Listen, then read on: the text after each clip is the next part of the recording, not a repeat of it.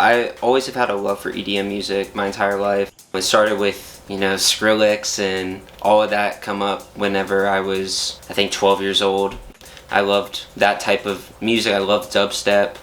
When I first came to college, house was the first type of genre I really heard that I could really get stuck in this trance, close my eyes, dance. That was something that I just loved about house music. That's kind of what made me start producing EDM music, but I wanted to put my own style, my own spin on that.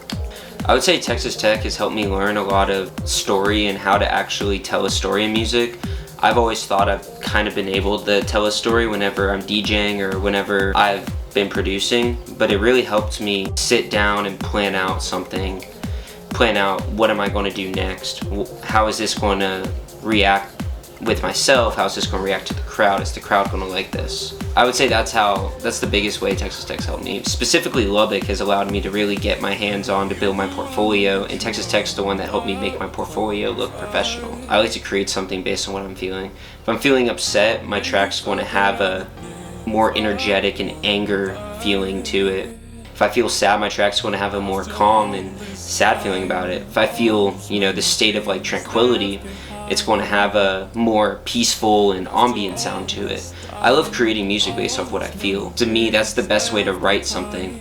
And it's the best way for me to be able to tell a story, because it's how I can communicate my emotions the best. I would say the first moment I was really proud of is whenever I started consistently DJing, when I had my first residency. That's something I never thought I was doing. I actually started DJing. It's just a hobby. One of my buddies just had a board, and I was just at his house messing with it, and I bought a board after that because I was like, I'm gonna make use of this whether I make money off it or not. My dad was just like, you're not gonna make money. Why would you ever spend money on something you're not gonna make money off of? And I was like, well, it's for the love of it. I would say a year later, I actually sent my dad a photo of my board and the cash I got on top of it from one night of playing, and it paid off the board. My parents have always supported my dreams. I think that's when he was like, oh, like this is actually something really cool and you're making money off doing it, like continue with it. And he's been my #1 supporter ever since. I think it's the coolest thing where, I'm DJing a bar, DJing a venue or a nightclub. People will come up and say what's up to me. And it's people I might not even be close with. It's just people that